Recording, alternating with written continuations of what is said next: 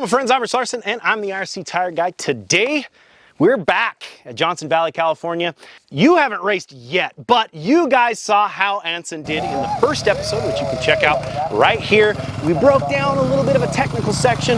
Hopefully, it helped you in the race. Like I said, we're filming this all on the same day, so you guys know better than Anson knows on how he did. But how do you expect it going? I think it's gonna be good. I think that little bit we learned last time is gonna be super helpful. Again, it's just little things that are gonna help put the pieces of the puzzle together and hopefully make it so it's a good deal at the end. Well, this is going to be a big piece of the puzzle because today we got a couple big ledges. This is something that you will run into in hard enduro, and often it can be a bit sketchy. So we might get a little bit sketchy today with Anson. We've got two ledges, and I want to break down Anson's approach now. And what I want to see is where we're at with Anson, and maybe Anson making a little bit of a knees forward adjustment, trying to kind of scoop with our hips into the machine, maximizing that weight input and maximizing traction and forward momentum. What are you feeling? I'm excited. I'm nervous, right? Like, you know, again, getting out of the comfort zone. Trying to, new stuff. I like going up ledges, but I would never say I'm good at it. So Dude, let's see if we can get better. I'm telling you, this guy's a savage. He's a humble savage. So what we're gonna do is get right into it with this ledge right here. It's not too bad. You come in with that good momentum. That's a huge piece of this. We're gonna come in with confidence, momentum, and belief that we can make it. That's it. That's the biggest thing. Believe I can get to the top and we can get to the top. All right, let's get after it. Okay.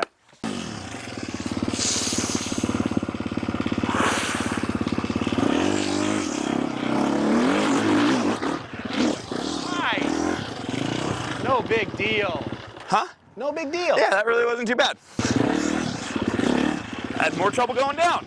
No big deal. No. Not bad at all. So here's the thing that I see. Uh-huh. First off, always focus on running. I love how you were like trying to be kind of smooth coming in. I would always, and something I do before ledges, is I always check to make sure especially when we're stopping before the ledge like we just did, I always check to make sure my tire is settled. Okay. So that's gonna be something that you can use in any situation, but making sure that your tire is in the best possible place right at the beginning to maximize momentum. Right, so, that initial movement. Yes, that initiation of movement is key. And as you saw there, like as you went off, it was like crooked, and then you caught. Yep. Which, again, that ledge isn't that bad, but all the advantages is what we're looking for, right? So every time before I go, and I'll just kind of talk through it. Oops, sorry, Anson. No worries. So once I'm ready to go, I always just go like this. See that right there? I just felt my rear tire, and I didn't know that rock was there. Right. But I just felt it settle. You started on that rock and it dropped.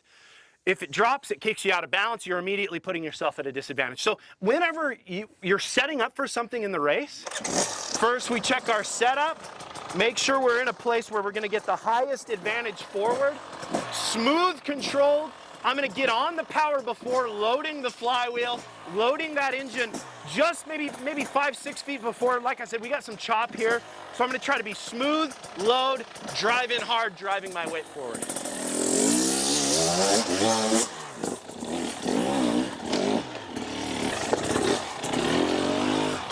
Buttered it. Did you see how I drove into it a Yeah. little bit, standing up Yep. through, and then I go back? Got the head forward. So yes, exactly. The initiation is always with your head. It doesn't matter if it's moto or hard enduro. We're bringing our eye, we lead with our eyes. 100%. Right? So go again. Yep. Hit the setup one more time, and then we're gonna move on.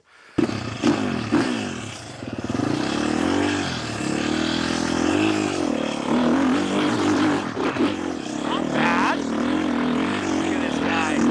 Beautiful, beautiful, beautiful. How'd that feel? Much better. Much better? Yeah. You definitely drove your weight into it way Yeah. more. And you can see, once your momentum is established, we establish our momentum here.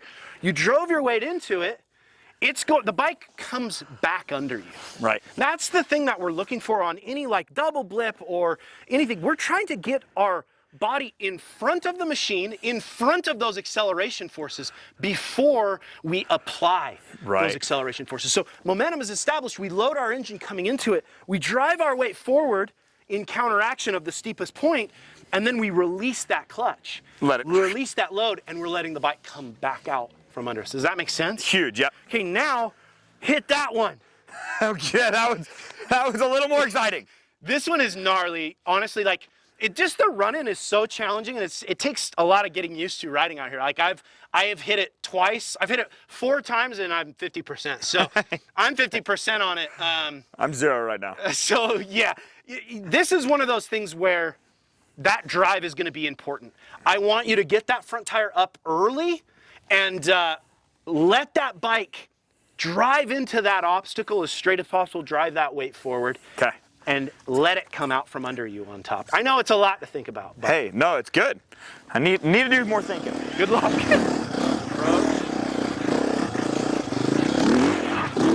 Ah, dude, you got it!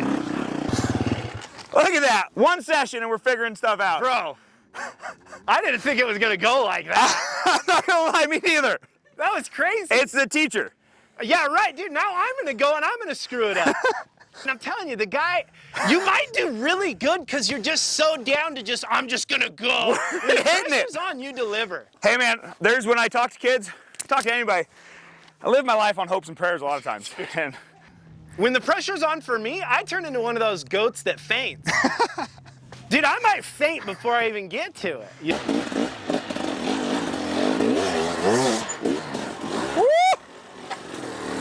All right, Anson. What do you think? 2 to be true?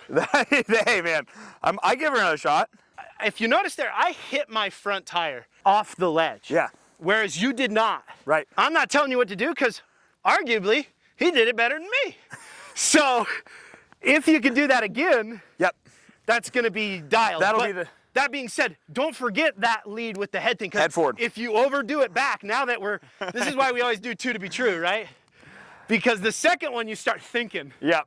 Whereas the first one you can get away with just like, I'm going to go for it. Just hit it. So do it the same, but focus better. on that lead. Focus on that lead. I'm going to follow you in too. I'm telling you, man, when the pressure's on, Anson delivers.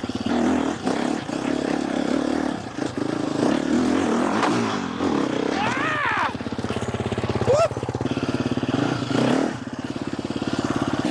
I mean, he was committed.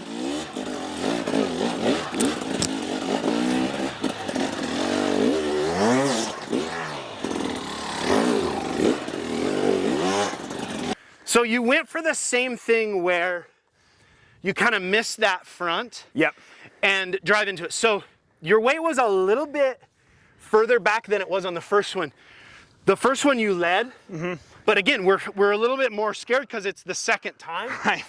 You came into it a little bit, maybe a little bit out. Way squirrelier, for sure. So when you're squirrely, again, you go a little tighter and you hold that weight back instead of leading. Yeah. So you saw there, he missed the front and you almost like seat bounced. Sent me up. Both feet off, straight up. Right. So that's kind of the thing about hitting your front tire on the obstacle. Can you get away with, it's like a middle of the line splatter is what you did on the first one. It was like, you know, a splatter, you go straight to the rear, but it's on the top of the obstacle, whereas like you missed the front and just went up it. Yeah. Like a sand whoop. Yep. And that second one, we didn't drive into it. And the problem with missing your front is, as your front drives into the obstacle, it gets suspension compression and rebounds back to you. Does that make sense? Yeah. So when I drive into it, you can see my suspension hits and I drive my weight in. Even if I don't no dab it, I still get up it every time. Yeah. Because I'm driving my front tire into the obstacle. It's coming back to me. I'm getting in front of that machine. Pulling into it. Yes, and then as I go over the top, I can move back again. Right. But I want to get better. I need to get better at the slower, Yes. more, because I can brute force through a lot of The things. best way to practice that is repetitions in the front tire lift. Placing your front tire, 500 double blips on the same obstacle over and over will get you there because you're finding repetition, you're finding consistency, you're finding how to load, reduce throttle, find the reduction of power to find efficient traction to the return. There's so much that goes into it. But that being said, I would try to still come in with the confidence that you have, but maybe try a little bit of a front tire place. Confidence and finesse. I love it. Well, I hope you guys enjoyed that one. That was a lot of fun. If you guys are enjoying the Anson stuff, man, let me know. I gotta start traveling to you. Maybe we need to make a whole thing out of this because I learned so much from you when we ride fast stuff, and I hope you're learning stuff from me when we ride slow. Tons of stuff. And if you guys, Give Anson a follow. He's the man. What is it? Anson 169Q? Yep, Anson 169Q. Follow myself on Instagram at RichLarson511, at IRC Moto. They're letting us put all these awesome videos out, this awesome content for you guys to learn. I love doing it. Thank you guys so much for the support of the channel. And until next time, keep shredding.